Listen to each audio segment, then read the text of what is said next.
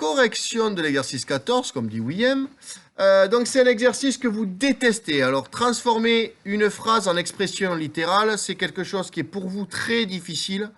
Mais si vous prenez du fluo et que vous décomposez mot par mot, logiquement, ça devient plus difficile. Donc, forcément, vous devez prendre du fluo. Et donc, on peut décortiquer aussi expression littérale, c'est une expression avec des lettres. Donc, on prend son fluo et on prend son stylo.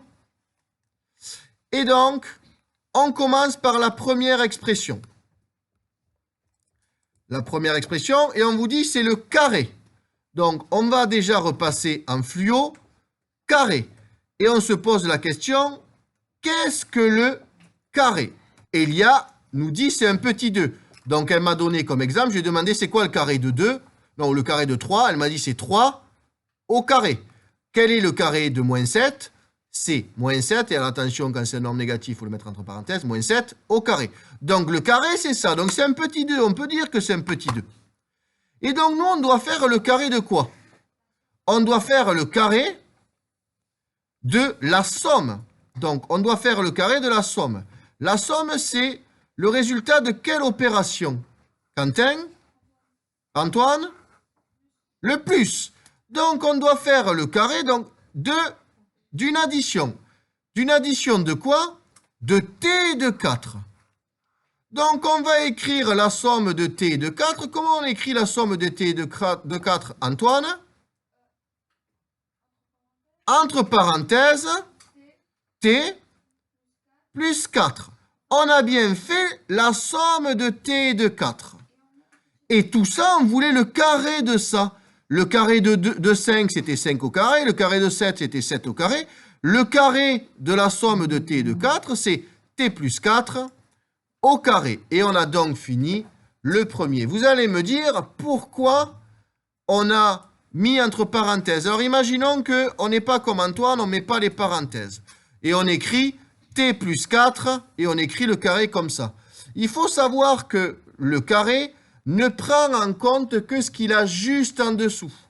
Donc si on avait écrit t plus 4 au carré, le carré, il aurait concerné quelle valeur, Chloé? Que le 4. Donc, ça n'aurait pas marché. Donc, pour que ce soit le carré de toute la somme de t de 4, il faut mettre entre parenthèses. Avant de continuer, Lison m'a dit de vous rappeler que oui, elle l'a écrit différemment. Elle a écrit t plus 4 fois t plus 4. Pourquoi? Parce qu'on sait que le carré, c'est l'expression multipliée par elle-même. Le carré de 3, c'est 3 fois 3. Le carré, donc, de la somme de t et de 4, c'est t plus 4 au carré ou t plus 4 fois t plus 4. On passe au suivant. Dans le suivant, on doit faire la somme. La somme, on a dit que c'était le résultat d'une addition. Donc, on doit faire une addition. Et on doit faire une addition de deux choses. Donc, on va prendre du fluo. On doit faire l'addition, donc, la somme du carré de t.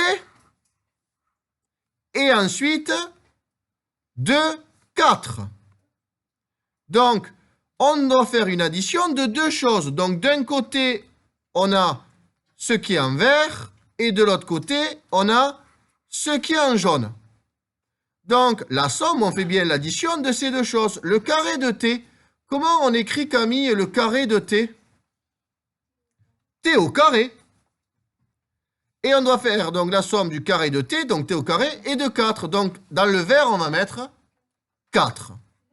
Donc, on a fait t au carré plus 4. On n'a pas besoin de mettre de parenthèse ici.